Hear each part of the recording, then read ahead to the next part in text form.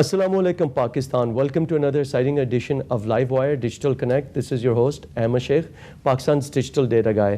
آج کا ٹاپک بڑا یونیک ہے. اس کی وجہ یہ ہے کہ پاکستان ایک ایسے مرحلے میں ہے جہاں پہ فیوچر گولز اور فیوچر لوگوں کو بنانے کے لیے پاکستان آج بھی گامزن ہے مگر سولوشنز نہیں ہیں.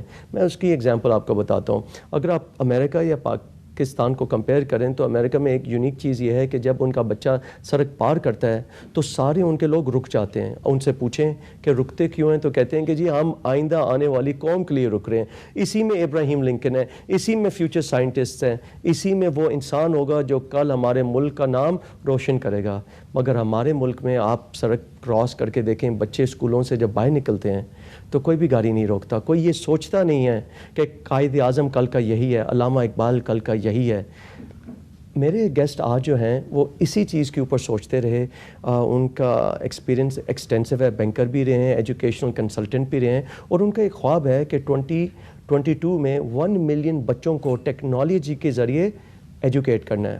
مگر اس کا امپیکٹ صرف ٹیکنالوجی نہیں ہے, اس کا امپیکٹ یہ ہے کہ کل ہماری پرابیبلٹی جو ہے کہ ایک غریب کا بچہ بھی قائد اعظم بننا چاہیے, ایک غریب کا بچہ آج بھی علامہ اقبال بننا چاہیے. صرف ایچن کالج کی دیواروں تک خواب محدود نہیں ہونے چاہیے.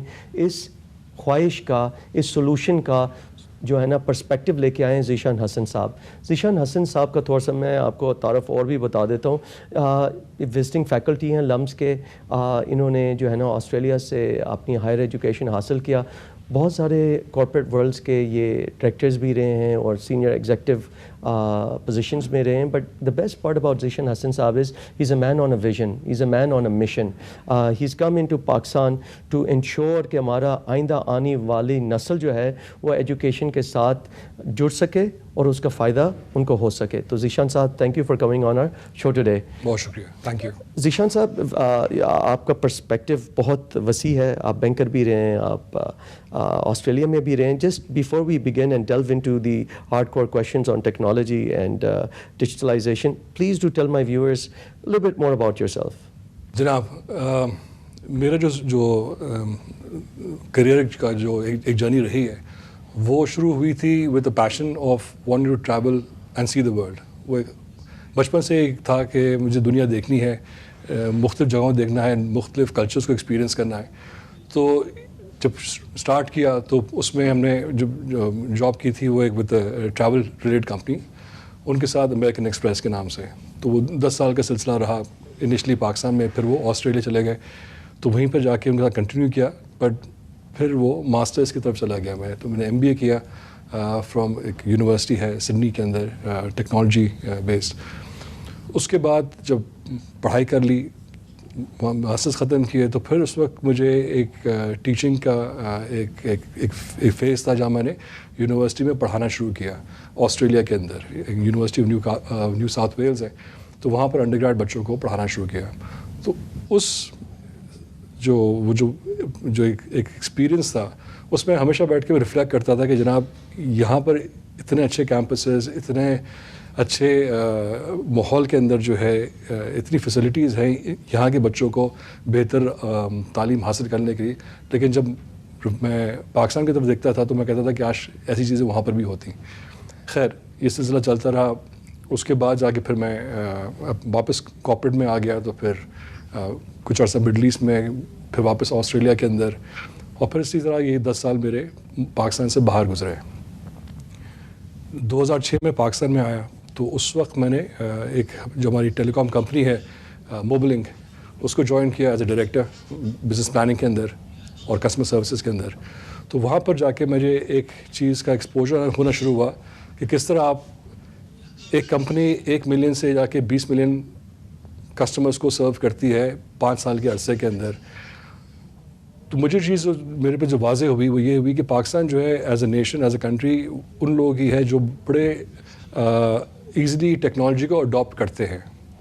یہ جو ہم نے محمد دیکھا پاکستان کے اندر GSM کا, سیلولر ٹیکنالوجی کا عام ہوتے ہوئے, وہی چیز اب پھر ہم دیکھتے ہیں براڈ بینڈ کی شکل کے اندر کہ جہاں آپ کے جون 2014 تک ٹوٹل جو براڈ بینڈ کے یوزرز ہیں پاکستان میں, ان کا جو اکارڈنگ PTA جو ڈیٹا تھا وہ لیس دین 3 ملین کسٹمرز.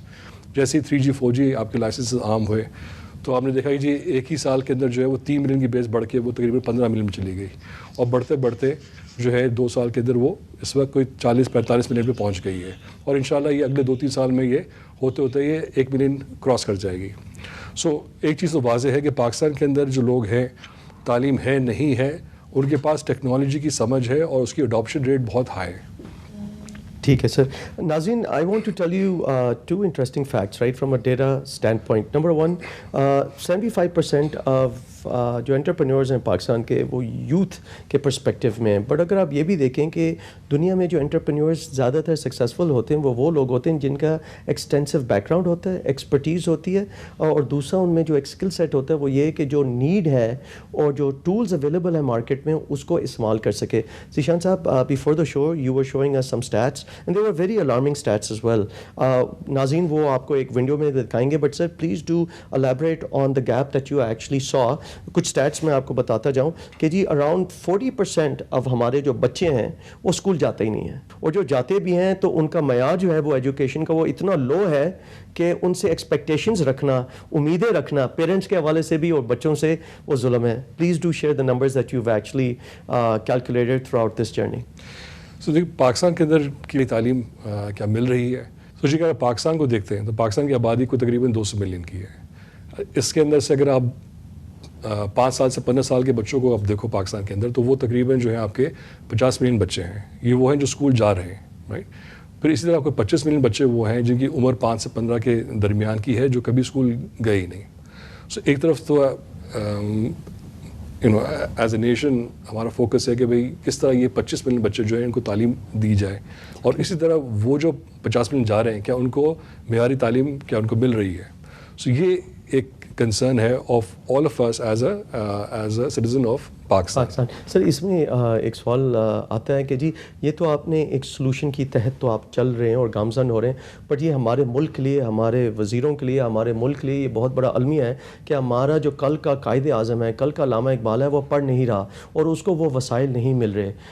آپ نے مجھے یہ بھی گائیڈ کیا ہے کہ جی کچھ فاؤنڈیشنز یا روٹ لیول پہ کچھ کام ہو رہا ہے, اور بلکہ آپ نے صرف اس گیپ کو نہیں دیکھا, آپ ایک سلوشن بھی آپ لے کے آئے ہیں, right. So please do tell us about that journey.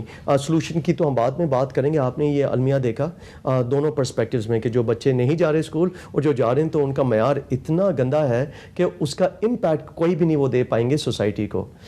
تو اس کے اوپر آپ سر ہمیں جرنی بتائیں. یو سا دی ایشو اور then how did you come to the solution as well. یہ جرنی آپ ہمیں بتائیں. سو ایک تو جرنی تو ایک چیز ہوتی ہے کہ آدمی میں احساس پیدا ہوتا ہے کہ کہیں پر کوئی چیز خلا ہے, گیپ ہے. یہ چیز, یہ احساس میرے اندر کوئی تقریباً 20 سال پہلے جب میں